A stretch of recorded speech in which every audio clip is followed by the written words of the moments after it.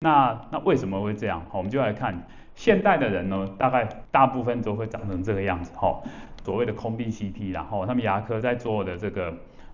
本来原本是为了扫描整个牙齿跟结构，那我们刚好也可以去看呢，所谓上呼吸道的结构，你会发现这个箭头画的就是一个所谓的海颌泵舌骨。那这个海颌泵，我想大家都知道，它是在男生大概在喉结上面摸得到的地方，那女生因为没有喉结，不过呢，你如果去摸脖子里面一个横的英文C字母的这样一个情况，挂在我们的这个脖子的地方，那它这个位置呢，正常来讲它应该要跟我们的这个下巴这个 mandible 呢一样高，甚至更高那这张图你就会发现它明显掉下来。那好大的中间的一块的那是什么？那就是我们的舌头那这舌头的主要肌肉叫做 genio， 我们常常这个叫做 GG muscle， 然后那这个肌肉呢，实际上就是我们的舌肌。那这个舌肌呢，后面你看到红色很窄的话，为什么？因为它的上下颚都没有往前长得很好。那我们可以了解你可以看到这个截面肌看起来右下角的那个图都是红色的。那你如果对应到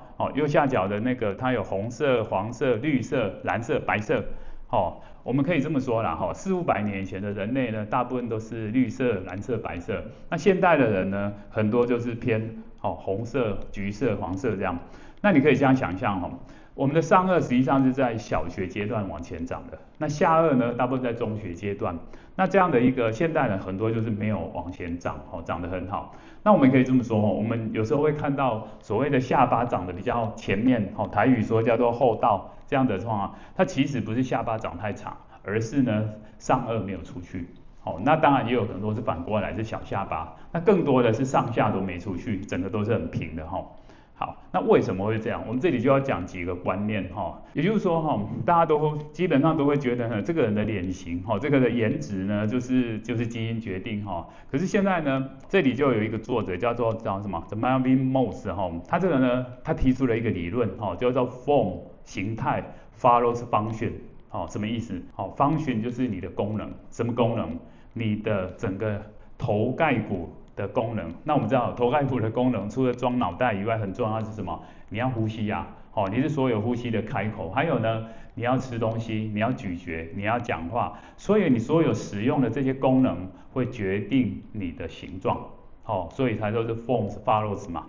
你的外形形态追随你的功能。我们过去都会认为你反正基因就注定了你的头就长成这个样子。可是他提出一个很重要的理论呢，不是这样不是这样，就是说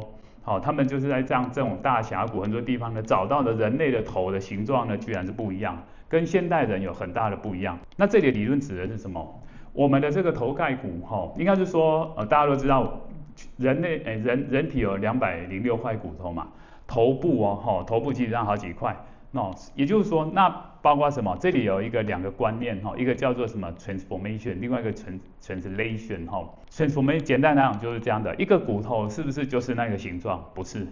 骨头呢受到压力的那个部位，它实际上怎么样？慢慢会减少，然后呢没有受压力的话呢，往那边慢慢会出来。也就是说大家不要看骨头就是一个很硬，骨头是由一堆细胞组合的，所以这些细胞呢，我们有成骨细胞跟实骨细胞那所以呢，受到压力的话跟没有压力的话，就会决定这个骨头怎么去长当然它有本来基因的排列，可是呢受到力量就会开始去形状会改变，所以叫做 transformation。